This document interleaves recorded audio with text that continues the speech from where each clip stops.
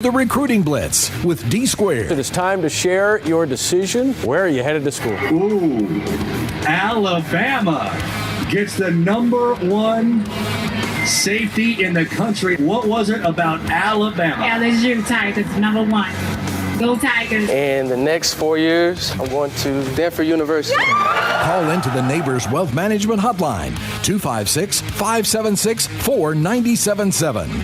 Now, here's D Squared.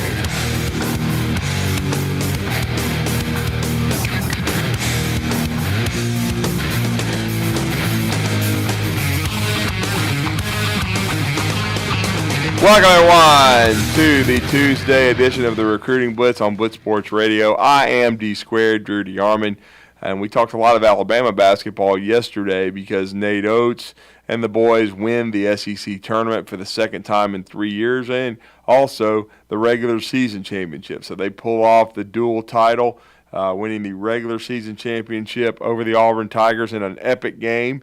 90-85, probably the best game I've ever seen in Coleman Coliseum as far as high level and the how hard Auburn played and how well they proved themselves that night to be an NCAA tournament team, no question. Alabama goes on to win the SEC tournament impressively. 3 double-digit wins, 72-49 over Mississippi State, who will play in the first 4 tonight as the Bulldogs are going to be in a very high-level matchup. It's going to be very interesting against the Pitt Panthers and Jeff Capel.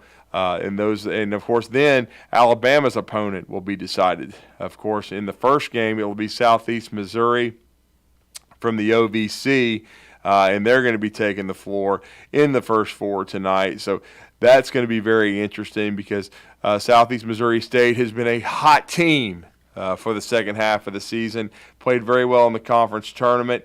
And ran the gauntlet there to get it done. And so Southeast Missouri State is playing tonight, and they will, of course, that will decide Alabama's opponent as Southeast Missouri State is playing. And so that's going to be very, very exciting as we know because when you're talking about the OVC, there's a lot of change in landscape, in the college basketball right now. But again, the Southeast Missouri State is still a really solid program, and they're going to be taking on Texas A&M Corpus Christi, and that's still a relatively young program from a Division I standpoint. But Texas A&M Corpus Christi with a 23-10 record, and Southeast Missouri State 19-16. But again, they have played very, very well down the stretch. And they even had an 8-game losing streak earlier. I'm going to pick Southeast Missouri State, though Texas A&M Corpus Christi is a 4-point favorite in this game. But very, very interested to see how that goes. And as we said, Mississippi State is also going to be involved in the first 4 tonight, and they are a very slight 2.5-point favorite over Pitt. Pitt, not a great defensive team under Jeff Capel, but they're very good and skilled offensively. Going to be kind of a battle of the tempos. I would imagine, Pitt's going to want to get the game into the 70s. Mississippi State's going to want to slow it down and get the game into the 60s. Good friend Bart Heisch is there from HeischHoops.com. Of course, Bart, an outstanding college and high school basketball analyst, and he's traveling to Dayton to watch Mississippi State in the first 4, and we'll see how the Bulldogs handle things going forward. And Tulu Smith's going to be huge. I think he's going to have an advantage inside against Pitt. But it's going to come down to DJ Jeffries and those guards, and the perimeter players have to play well for Mississippi State to get the SEC off on the right foot and get some good news. I'm going to have some faith in the Bulldogs. They played really well down the stretch under Chris Jans. He always seems to have his teams ready to play in March as well. So looking forward to that contest and to see, if Mississippi State can advance. And then Alabama, is it going to be Southeast Missouri State? Or is it going to be Texas A&M Corpus Christi that will face the University of Alabama in front of a pro-Alabama crowd? I would imagine a sellout. And that'll be the Legacy Arena in Birmingham. And it'll be a 1:45 Central Time tip-off. Auburn, I believe, will play at 5:45, and they will be playing that day as well. They'll be playing on Thursday. Auburn will, and so we will see. But the Auburn Tigers, yes, well, 5:50 officially. 5:50 Central Time on TNT. Auburn, a very slight 1-point favorite over Franny McCaffrey's Iowa Hawkeyes. The Auburn Tigers, of course, are the 9 seed, Iowa the 8. And so real quick, we'll give you the tip times for the rest of the SEC. As we said, Mississippi State is playing tonight in the first 4, and they are going to be playing the second game of the night. It will be an 8:10 Central Time tip-off, a late one for the Bulldogs of the maroon and white. Vanderbilt is going to be playing in the NIT tonight. They will be on ESPNU. Vanderbilt, a 3-point home favorite at Memorial Gym against Yale, who won the Ivy League in the regular season but lost to Princeton in the tournament championship game. But there's 2 SEC teams playing tonight. And then on Wednesday in the NIT, the Florida Gators, a 4 seed. They are a 3-point favorite at home against Johnny Dawkins and the UCF Golden Knights. And then, as we said on Thursday, this is when most of the SEC teams will be playing in the NCAA tournament. Tipping it off at 12:40 Central Time, Kobe Brown and the Missouri Tigers, who I'm picking here. They are going to be playing Utah State. A lot of people like the Aggies of Utah State, but I'm going to go with Mizzou, Kobe Brown, and those guys. And then Alabama will be tipping off on CBS with Jim Nantz. I believe this may be his swan song, his last NCAA tournament. And then you've got Bill Raftery, some onions, a double order, because he will be on the call for both those games in Birmingham. And then you got Grant Hill, Tracy Wolfson, so the A team for CBS. And then Arkansas and Illinois. This will be a West Region first-round game, and it'll be on TBS. Arkansas, a very slight favorite, by 2 points. So Arkansas, we will see what will happen there. But Arkansas, the Razorbacks, are a very, very slight 2-point favorite in Wells Fargo Arena in Iowa. So there you go. The Arkansas Razorbacks taking on Illinois. And then Auburn and Iowa, they'll be in Birmingham at 5:50, nearly 6 p.m. on Thursday. And then some of the later games, too, at very late. And as a matter of fact, 8:40 tip-off on CBS, the Tennessee Volunteers taking on the Louisiana Raging Cajuns.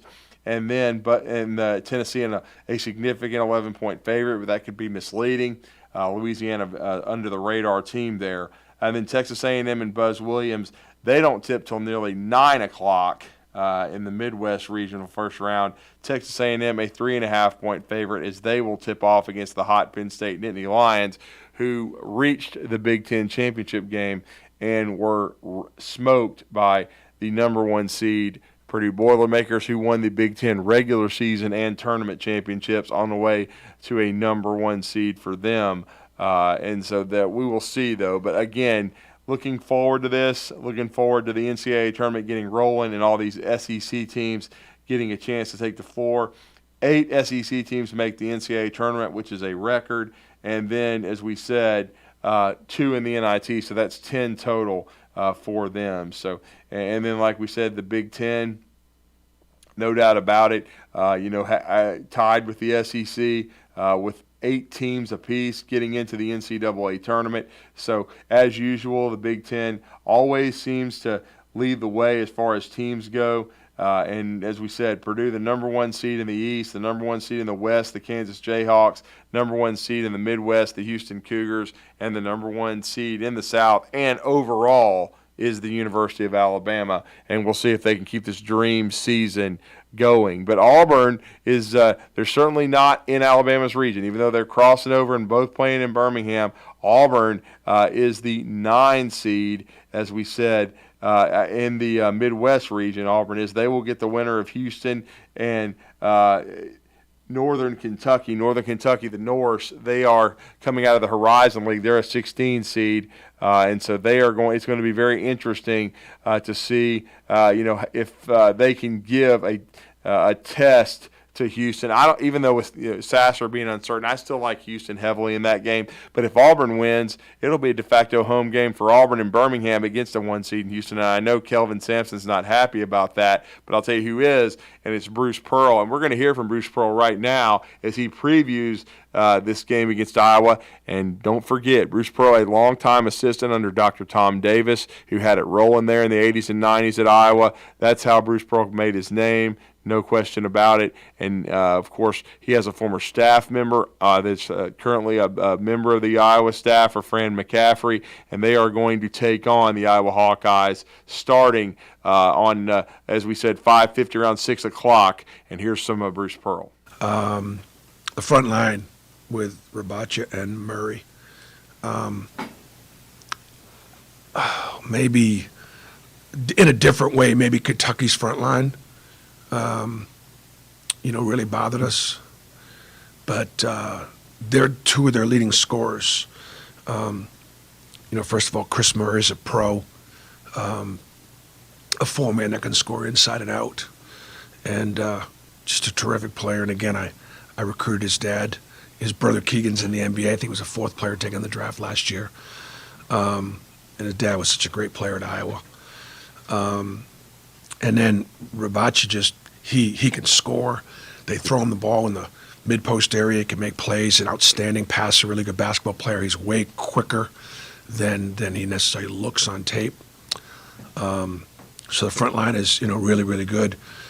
Coach's son, Patrick, he's got two sons, but Connor is a great playmaking, 4-to-1 assist turnover ratio guy that just makes everybody else better. They're deep. Sanford's a key player for them coming off the bench. You guys have got all the offensive numbers, so we'll be focusing a lot on how to guard them. We try to defend a little bit like Iowa State defends, and Iowa State did not. Iowa got them pretty good early in the season, and so we're looking at the things that they did well against Iowa State and some other teams that they did really well against. So shoot the ball from three, make 8 a game, play fast. Like, this is not your typical Big Ten team. They're physical, yes. They're the second leading offensive rebounding team in the league behind Purdue, yes. So from the physical standpoint, they're a Big Ten team, but they play much faster. They're willing to get it down the floor, and they're willing to take the first good shot. That's why they don't turn the ball over, but 9 times a game. So, and then really, really big guards, really, really long wings.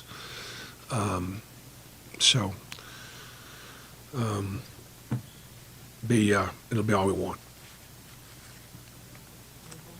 Bruce, you mentioned the three-point shooting. I think they're 13-2 when they make 8 or more a game. And then flip side, you guys are one of the best three-point defenses in the country. Just how key is that match? It'll be really key. Putting pressure on the ball, making them put the ball down the floor, but not letting them blow by you. Gonna be really, really important. Coach, near the end of the season, you spoke about the condition of the team, and you talked about guys just kind of tired, the grind. It's going to be a week between games. Can you talk a little bit about how you use this week to get rested? One of the things I mentioned yesterday, and it was really Stephen Pearl had mentioned this to me, and it's really true. And I don't know that anybody's written about it yet. Not that I'm looking for it to be written about, but that was interesting. 31,000 miles traveled this year between Israel and Cancun and California. And Texas A&M and West Virginia. It's just a lot of travel, a lot of late nights coming home. And so I do think, and then in a lot of close games and a lot of last second defeats. And so I do think that the team had to get up off the mat a lot this year. And yet we pretty much were able to almost every time, short of second half in Lexington. That wears on you. I do think that what we've done since we came back was we traveled back Friday. We had a really hard practice on Saturday. We took yesterday off, and we'll work 2 days against Iowa. And I think the guys will be fresh and excited about playing now. I think there'll be some new wind in their sails. And I think the other thing to emphasize is, this is the 12th NCAA tournament in 117 years of Auburn basketball.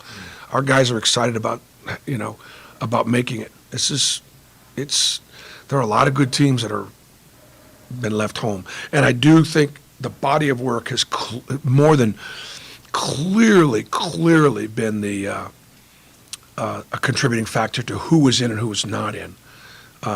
We ranked fourth in number of appearances against NCAA tournament teams. I mean, we've been talking about the schedule and talking about it, not complaining, but we've been talking about the challenges of our schedule. And so only Kansas and Texas and Baylor played more NCAA tournament teams than we did. Bruce, a lot of attention on Iowa's offense. Obviously, you talk about defense, they do a lot of different things. What stands out to They press, they zone press, they man press. They're good at it. They got really good length. I'm sure they'll try to bottle up Wendell Green and see if we can turn us over some. They have some drop back, a really nice drop back matchup zone. It's a zone that we play some, so we're familiar with it. But again, they're big and long, and they like it. They play it in crucial situations. They play it on short clocks. They play it out of timeouts, so they've got confidence in it. So we'll prepare for it. Bruce, well, just one thing. The 31,000, is that round trip or just single way? I'm sure that's all the travel, round trip, yeah. So I got that clarified. And then, this one there, man, you've been to the tournament quite a few times. What are some of your just fonder memories of, obviously the Final Four run, but other than that, like, just your time going to the tournament and what it's meant to you? Well, it is clearly more fun for your family and the fans. We're working, but it is really exciting for the students and for your alumni and for your fan base to be part of this, March Madness. It takes one game, one win to get to the final 32 teams. It takes 2 wins to get to the Sweet 16. Now, have to beat Iowa and then either Northern Kentucky or Houston, that'll take some doing. But, it's just, and because it is so hard to get into, it's really special. 95, we won a national championship. 94, we finished second in the country. We lost in the championship game. I think advancing, anytime we've advanced, obviously you feel like, you just feel a great blessing from God and knowing that was His plan and grateful for it. Yes, Bruce. The fatigue you talked about, how much do you think that played into the way you all defended, rebounded the last 5 or so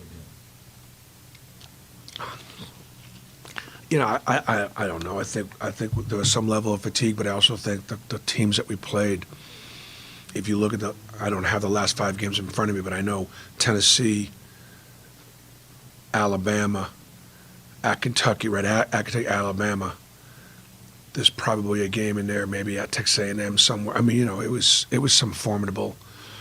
I think that had more to do with it than anything. The quality of our opponents. Bruce, does Iowa remind you, personnel-wise or style-wise, of any team you played this year or recent seasons? Well, they're much bigger than Missouri, much bigger. But they do some things. They switch, and they very aggressive offensively.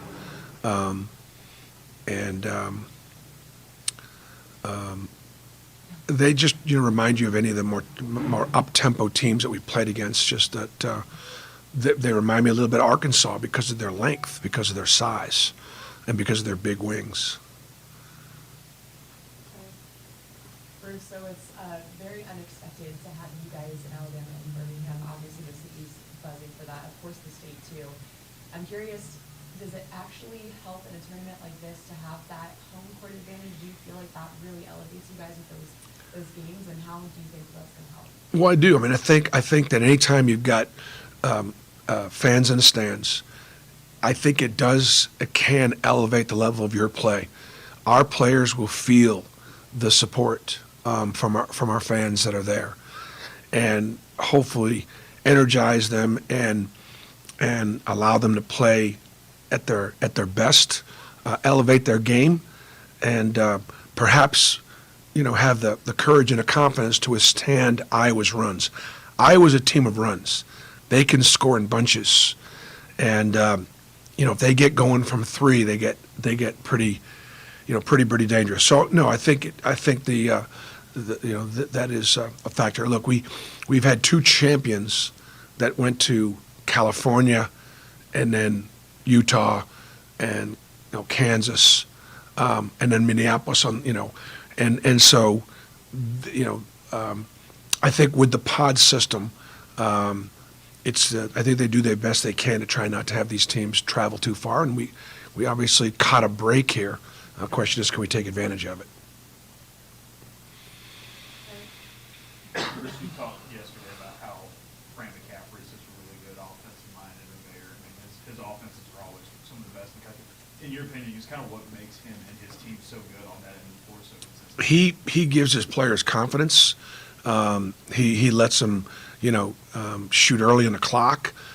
He's not, I think so oftentimes you look at great offensive coaches and you think they're going to, run Princeton, or they're going to, every piece has got to be in the right spot at every time, and they're all controlling. Sometimes your best offensive coaches are the ones that sort of let the players play and let them play out of space. And that's what Iowa obviously could do. They're a great inside-out team. They're a great back-cutting team, and because they do a lot. And we have struggled against Arkansas with their back-cutting.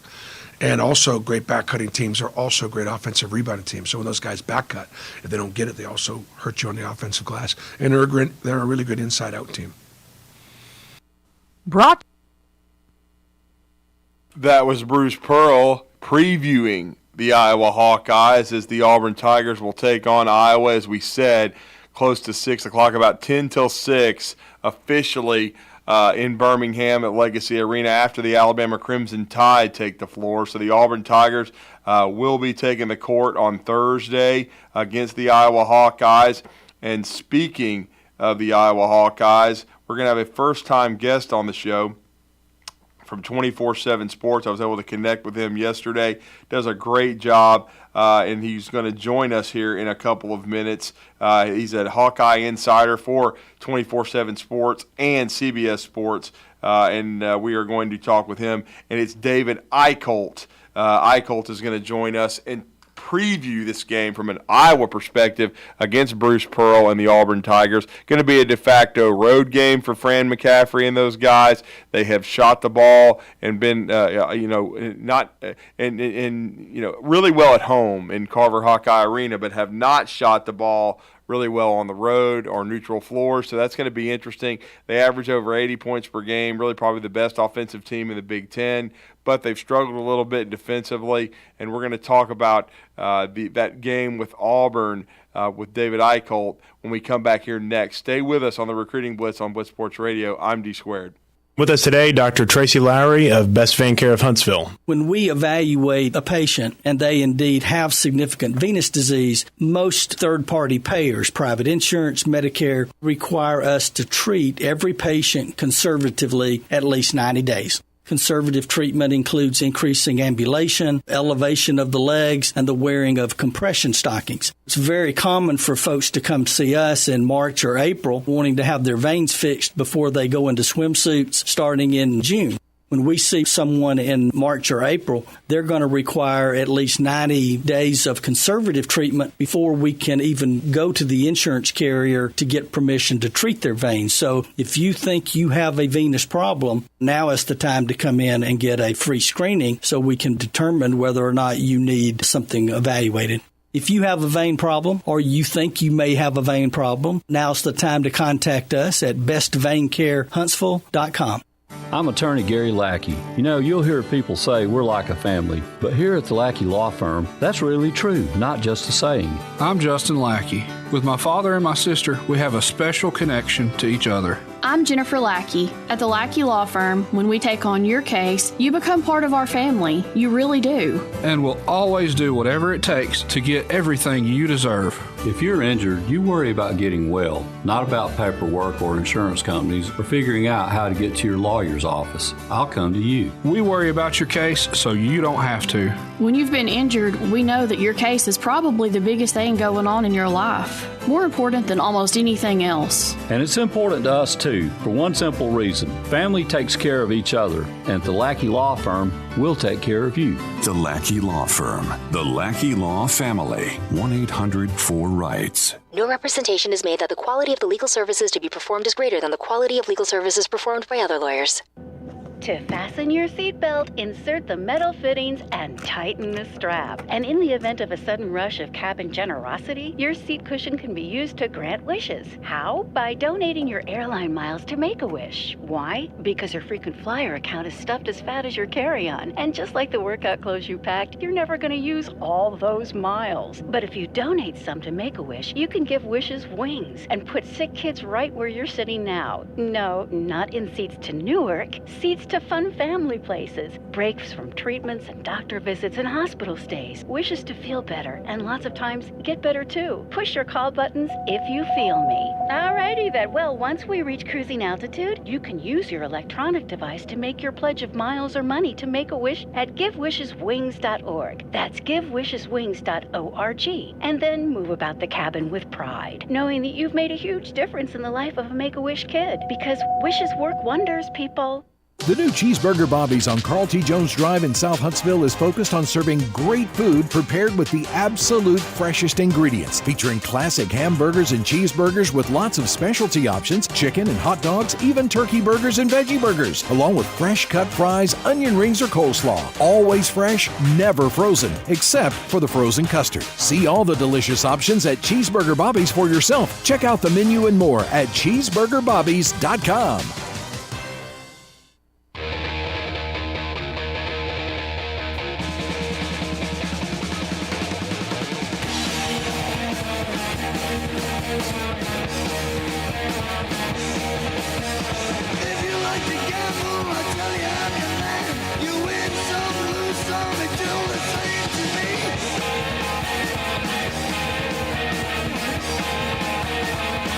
Welcome back to the Recruiting Blitz on Blitz Sports Radio. I'm D Squared.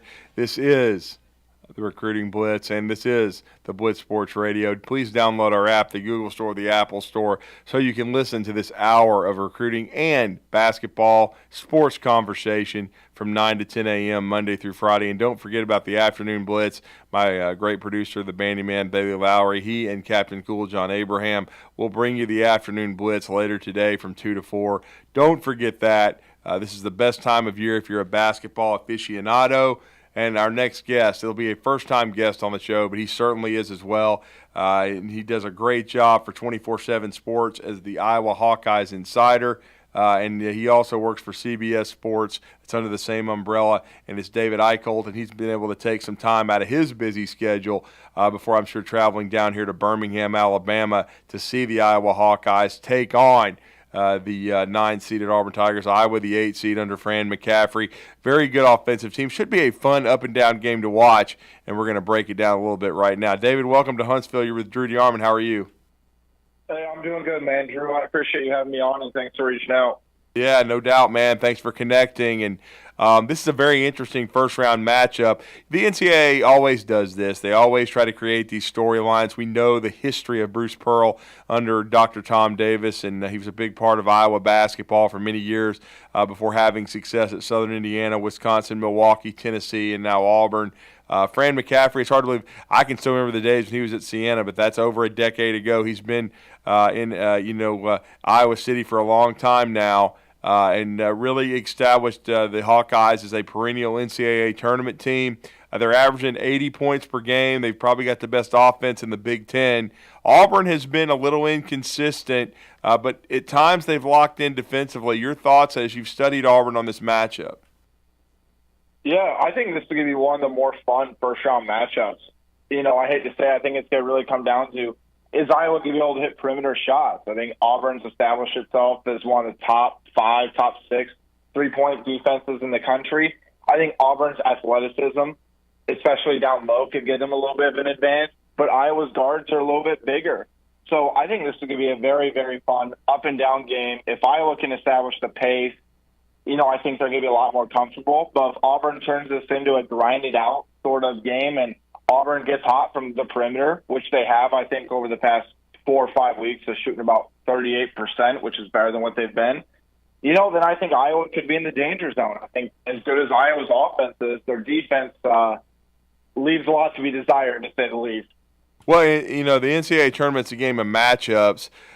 How, in your mind, would Iowa be best suited to kind of neutralize Jonai Broome? Because if Broome gets off, he's kind of the key to their team. He leads them in scoring. He's one of the best shot blockers in the SEC and rebounders. He's a huge rim protector. But how does Iowa kind of try to neutralize him with their style of play, in your mind? Yeah, I think just getting out in transition. I think that's been a big part of Iowa's team all season long. If they can get hot in transition and really not run half-court sets, I think that's when their swagger's at their highest. I think that's when their confidence is at their highest. So Iowa is going to look to turn the ball over, turn Auburn over, get out and run, and try to neutralize that shot-blocking aspect. Philip Bracha, third-team All-Big Ten center, a little bit undersized, but he's been very, very good on the offensive glass. He's developed a variety of moves down low, great footwork, and I think he's going to try to take it right to him, try to get him in foul trouble. But as you mentioned, Auburn's one of the better shot-blocking teams in the country, and I'm very curious if Iowa's going to settle for too many threes and too many mid-ranges, or if they're really going to continue to take it to the rim. So when Iowa's offense gets hot, I think they can be very dangerous, but when they get stagnant and they don't get out in space and get out and running, I think that's when Auburn could really, really strike on them. Now, does Chris Murray, does he need to be the best player on the floor for either team? I think Chris just has to be Chris Murray. I think the most important player for this matchup is actually going to be Tony Perkins. Nice. Okay. Iowa's starting shooting guard. He's a two-way menace, and when he gets going early, Iowa just as a team, its entire confidence gets raised. The energy is there. This is a guy who has really come on strong later in the season. I think he's finally starting to realize how good he can be. He scored 20-plus in 4 of his last 7 games, had 32 earlier this year, and he can be a big-time dangerous threat, especially out in space, and he's not afraid to pull up mid-range and attack the basket and get to the free throw line. So I think Chris Murray needs to be one of the better players. I think he needs to pace Iowa. I think Tony Perkins needs to have 15 or more points. I think he needs to be a pest defensively, and because I think when he gets going, it can space out Iowa's offense, and it can really help get everybody else going. Guys like Peyton Sanford, who's emerged as one of the better shooters, I think, in the country over the last half of the season. Well, I know you've been studying Auburn, and, of course, we talked about Jonai Broome. What else stands out to you about the Tigers? I think they are a team that's actually better than their record. I know they've lost 9 of 13, and, I'm very curious what the Tiger fan base temperature is like right now. But this is a group that I think when they get hot, and Kellen Johnson gets hot, and the ball moves around the perimeter, and they can get to the rim, I really think they can be dangerous. I think the athleticism factor is enough to really frustrate Iowa. I think good defensive teams and guys that can play at their own pace have a tendency to frustrate Iowa.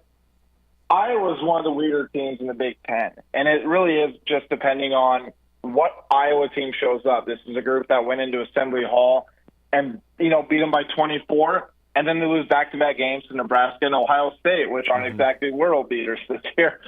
So it's going to be very curious to me who shows up, but I do think that Auburn's athleticism, Bruce Pearl's style of play, and their perimeter shooting. I mean, Iowa has a tendency when teams don't shoot well normally, they'll pop off for 10 or 11 threes against Iowa. It's just the style of play that they have. So I do think Auburn has a variety of weapons. I think they're balanced, and I do think that that's more dangerous than having 1 or 2 go-to guys. Well, and I will say this. I did see a lot of that game against Indiana in Assembly Hall, and, boy, Iowa was on fire from the opening tip. I mean, they just played from out front. They just blitzed Indiana and just really controlled that game. And this will be a de facto road game with this crowd in Birmingham. What was Fran McCaffrey's reaction when, of course, you're the 8 seed, but you're taking on Auburn at 9, and you end up in Birmingham? I don't think it was as bad as the Houston head coaches when he said, I think we should have been at 9, right? Right, yeah, Kelvin Sampson, you're right, yeah. I think Fran understands the situation. I don't know if a lot of Iowa fans do because Iowa was projected to be in Des Moines for a while. Yeah, right. Nobody there you go. had anything to say about that. This is just how the cookie crumbled. And, I think Connor McCaffrey had the quote of the press conference when he said, well, isn't Alabama there too? And then he started to cater to the Alabama fans to stick around and cheer against Auburn. So there's been quite a few people that have said that they're going to do that. And I'll tell you, man, I thought Iowa State was bad as a rivalry, a little bit toxic. I have had my popcorn ready watching this Auburn-Alabama back and forth on Twitter. It has been absolutely fantastic. Yeah, it's going to be interesting because I've seen the banter too about a lot of the Alabama fans saying they're going to take over Legacy Arena, but they're all going to be Iowa fans and cheering on the Hawkeyes against Auburn. And that game will be after the Alabama. But of course, Alabama's got to win first. I mean, trust me. I mean, it's only happened once, but you certainly remember UMBC beating Virginia. You got to win your game, and they'll find out later tonight whether it'll be SEMO or Texas A&M, Corpus Christi. But you got to win your game to be, rooting on the Iowa Hawkeyes. But certainly we'll see. It's going to be a heck of a game, though, I think. A great matchup. What is the temperature right now for the fan base with Fran McCaffrey? He's been there a long time. The Iowa job, has always been one where if you got the right guy, certainly Dr. Tom had a lot of success. Steve Alford had a long tenure there. Now Fran McCaffrey. But how is what's the fan base temperature right now? I think it's very interesting because I think there's a Fran fatigue setting in, and it's very weird to me because Iowa had not made 4 straight NCAA tournaments since Dr. Tom and the Raveling crossover. And it would have been 5 in a row had the 2021 tournament happened. Yes. Okay. Fran puts out guys, to win national awards. He puts dudes in the NBA now. Luka Garza, Keegan Murray's having a standout season with the Sacramento Kings. There's one thing that's driving Iowa fans nuts, and that's not making a Sweet 16 since 1999. Mm-hmm. Iowa has a proud basketball program. I think fans are desperate to get there, and I think they're just kind of fatigued about, Fran can't get them over the hump.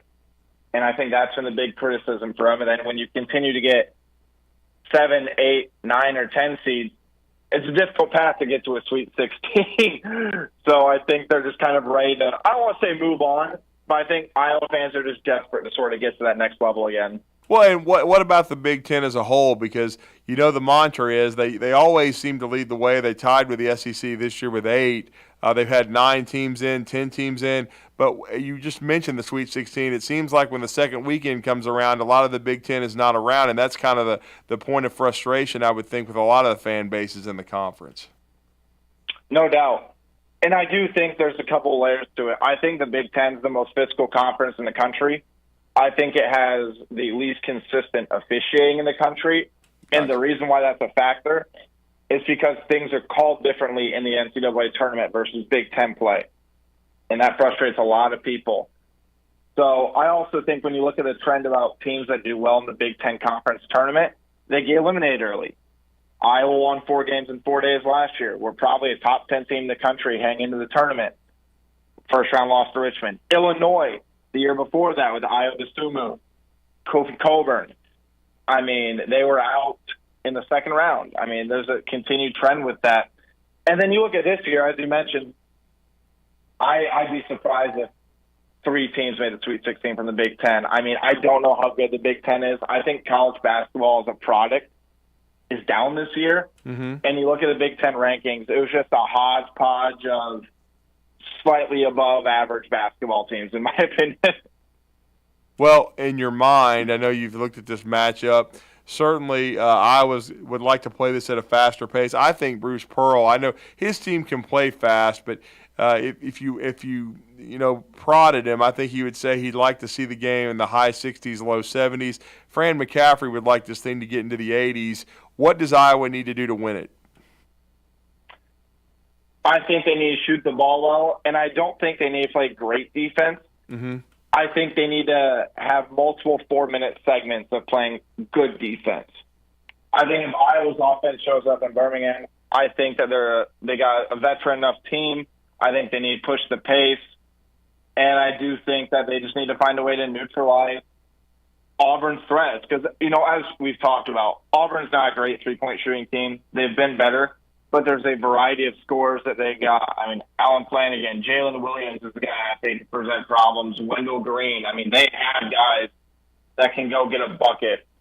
So if Iowa's backcourt can lock in and present some mismatches, I like Iowa's chances. But if you play at Bruce Pearl's pace, it's going to be like a death by 1,000 rusty spoons. As you mentioned, high 60s. I think if the game gets in the 80s, Iowa's going to win, maybe high 70s. If it goes low to mid 70s, high 60s, I think Bruce Pearl's going to feel really, really good about where his squad's sitting. Well, I can tell you this, David. I've watched Auburn a few times. Their most underrated player to me is Jalen Williams because he's like a point forward. He can pass the ball really well. If you leave him alone, he can make threes. He's inconsistent a little bit with that, but he is very fully capable. He can also score inside. He's a really good player. And KD Johnson is a wild card because he can either be really good like he was against Alabama in Tuscaloosa where Auburn controlled that game for much of it and just blitzed Alabama and shot 9 out of 11 for their first from the three-point line and finished 12 of 20 and still shot 60%. Or he can be really bad, turn the ball over, and just not play very well. But I think the gauges for them really, of course they need Jonai to stay out of foul trouble, but really to me it's how well is Jalen Williams playing and then KD Johnson also. I'm with you. And I think the same thing is going to be said for Iowa. I think, like I mentioned, if Tony Perkins is scoring 20-plus, we had a near triple-double earlier this year. If he's rebounding aggressively, pushing the pace, getting out in transition, getting the free throw line, I think he can be a big, big factor in how this game goes. And then look for Iowa's Peyton Sanford come off the bench. That is a guy that will let 7 to 8 three-pointers fly per half if he gets the chance. He is not shy about pulling the trigger, and he's hit a lot of big-time shots this year. So if those two guys get going and Chris Murray is Chris Murray, I think Iowa fans are going to feel pretty good. But again, as you mentioned, if Jalen Williams controls the game and Jonai is a beast inside, it's going to get a little bit scary for Iowa fans, I think. Well, and David Eicholt's with us. Last couple of minutes. Now, I will say, when you look at this too, I will look ahead just a little bit. If Iowa can get this done, if they can win this de facto road game in Birmingham, we all expect them to play Houston. Houston is an interesting team. They're very physical, almost like a Big Ten team. They want to slow the pace. How would Iowa match up with Houston potentially in your mind? I think that's going to be very interesting to me if it ends up happening. I mean, I think Jamal Sheed's a tremendous player. I think that they're deep. But the big question for me is how healthy is Marcus Sasser going to be for Houston? Remember, he was out for the finals against Memphis. I think Memphis would have won that game either way. I think Memphis is going to make a Sweet 16 run. Kendrick Davis is an absolute monster. But if Sasser's not 100% healthy, I mean, Houston just looks completely lost against Memphis. So it's almost like two programs are cursed getting far in the tournament. I'd be very, very curious how Iowa would do, but I also think that if there was going to be a one seed that Iowa would be matched up with, you probably want it to be Houston because I also think they play the lowest level of competition among the one seeds. That's a great point, no doubt, and certainly the Big Ten was a grind, no question about that. Well, very interested to see this game. It's going to be one of the better first-round matchups, Iowa and Bruce Pearl. So many storylines, and I'm assuming you're going to be traveling to Birmingham and be on press row. That's correct. Yeah, I got a 5:30 a.m. flight tomorrow morning, and I'll be there for media availability tomorrow. Wow. Well, looking forward to that, man. Absolutely. It's going to be great stuff. Looking forward to seeing you on press row as we see taking it in on Thursday. This will be my first NCAA tournament I've covered. So I've been in this business about 8 years, but never had Alabama in the backyard or Auburn. It's tremendous that they're both there. It's really kind of surreal, but and we're looking forward to Iowa bringing fans and also being a part of this, and should be a great first-round matchup. But let everybody know how to follow your coverage, because I'll let you know he's not with me on this show, but on my other morning show from 7 to 9, my co-host is a Northern Iowa grad, but he grew up a diehard Hawkeye, and he is looking forward to this.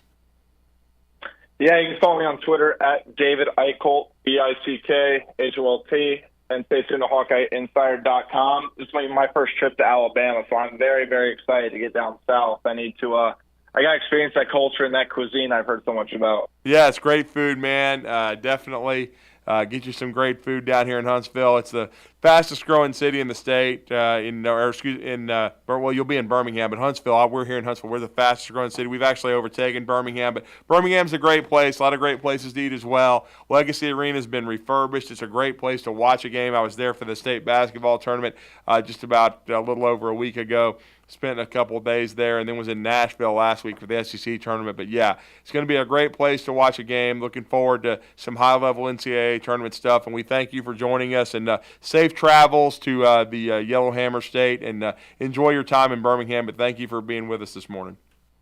Yeah, man, I appreciate the opportunity. Take care, and I'll see you on Press Row. Yes, sir. Thank you. That's David Eichholt of the Hawkeye Insider, part of 24/7 Sports, CBS Sports. We're talking some Iowa Hawkeye hoops. We're going to go on a break. We're going to wrap up this edition of the Recruiting Blitz on Blitz Sports Radio. I'm D Squared. The Blitz has been called. Football season is here, and it's time to score big and get in on the action with MyBookie.ag. MyBookie is an industry-leading website and the best place for you to cash in on all the insane last-minute drives, huge upsets, and heart-pounding finishes. Join now, and MyBookie will match your deposit with up to a 100% bonus. They have in-game live betting on nearly every sporting event, plus a user-friendly mobile site so you never miss a single play. Are you sick and tired of getting the runaround when you ask for a payout? Come join MyBookie today.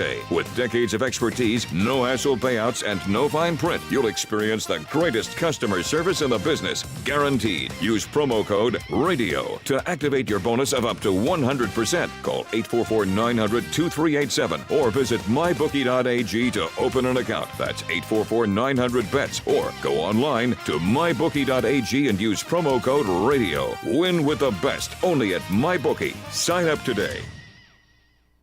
Every day, the men and women of the United States Marine Corps demonstrate their commitment to defend the American way of life. Since 1775, we have served our nation as a force in readiness. From combat operations to humanitarian assistance in every corner of the world. No matter where the mission takes us today, or wherever our country needs us tomorrow, we always remember the land we call home. As Marines, we take a stand for each other, for our nation, for us all. The few, the proud, the Marines.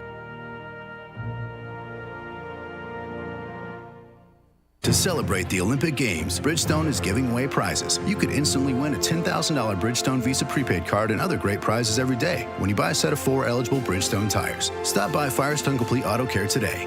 No purchase necessary. Open to legal U.S. residents 18 and older. Limit 2 entries per person. Ends August 21st. For official rules and to enter without purchase, visit BridgestoneWin.com. Limit one $10,000 Visa prepaid card daily fulfilled by mail. Prizes awarded subject to verification. Visa prepaid card may be used anywhere Visa debit cards are accepted. Cards issued by the Bancorp Bank, member FDIC, under license from Visa USA Inc. Neither Bancorp Bank nor Visa USA Inc. are a sponsor of or affiliated with this promotion. Napa know-how.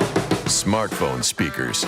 They're about as effective as chopping firewood with a butter knife. A rusty, dull butter knife. So pick up a wireless Bluetooth speaker at Napa for just $26.99. With a rechargeable battery, 33-foot range, and rugged waterproof case, it does the one thing your phone is terrible at: play music. The Napa Bluetooth speaker, now just $26.99. That's Napa know-how. Napa know-how. At participating Napa Auto Parts stores while supplies last. Offer expires 8/31/16.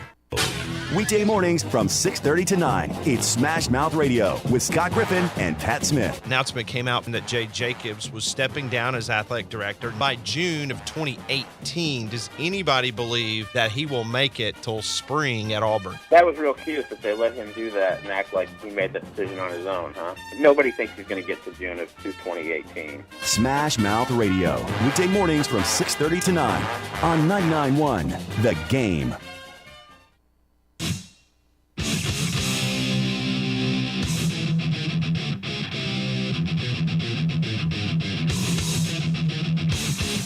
Welcome back to the Recruiting Blitz on Blitz Sports Radio. I am D Squared Rudy Armand. Big thanks to David Eichholt of the Hawkeye Insider, part of 24/7 Sports and CBS Sports. David Eichholt does a great job covering the Iowa Hawkeyes, and he will be making his maiden voyage to the state of Alabama, to Birmingham, to cover the Iowa Hawkeyes and the Auburn Tigers. As we said, about 5:50 tip-off on Thursday night. He will be there covering Auburn and Iowa as the Hawkeyes are trying to make the Sweet 16. I did not realize it had been 1999. That is crazy for a program that has that proud a tradition. Fran McCaffrey, since coming over from Siena, has done a really nice job with that program, but as he said, there's a little frustration. They want to get over the hump, and that game will be on TNT as well, television. So going to be live from Birmingham. Should be a lot of Auburn fans there, Alabama as well. I'm expecting a sellout, a few Iowa fans also.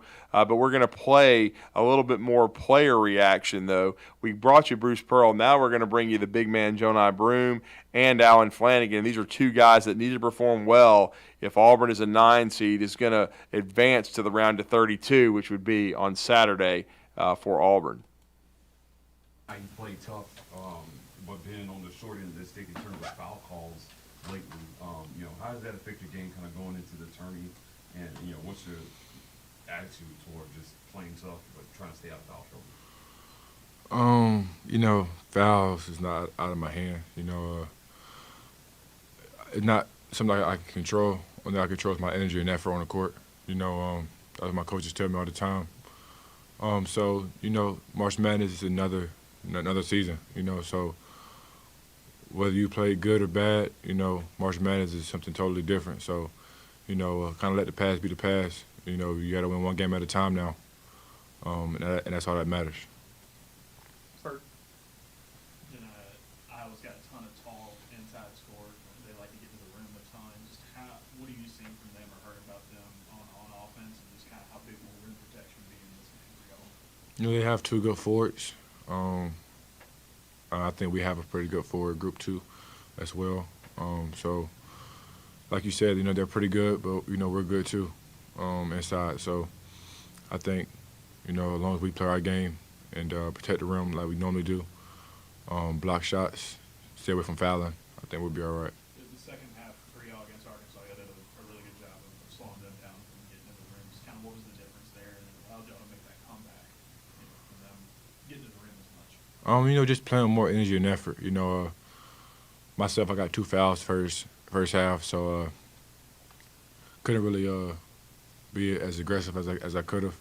Second half, you kind of see this on the line. Everybody sees, you about to get out of the SEC tournament. So everybody just plays a little bit harder, more effort, energy. So everybody started flying around, making plays for each other, having each other's back, and was able to make a comeback. What's going to be important for you guys offensively to have a good game, obviously, against a team that can score a lot of points? Just running our offense with a good pace, not being sluggish on the opposite end, run everything, correct timing, things like that, so we can execute, because they have a great offense as well. So just being able to score points as well as get stops, that's important for that opposite end. Same to you guys, when you can post the ball into you and then play inside out when you attack, that's when you guys are doing some of your best offense? Yeah, we have pretty good guards. We also have a pretty good inside group. So like I said, when we're able to post the ball and kick the ball out, I feel like everybody in the country thinks that a great shots come from inside out. Get a couple of paint touches, suck the defense in, and then, you're able to shoot it a little bit better. Advice? Jonai, maybe it's early to ask this, but what's the biggest difference between playing with an OVC team and going to the tournament?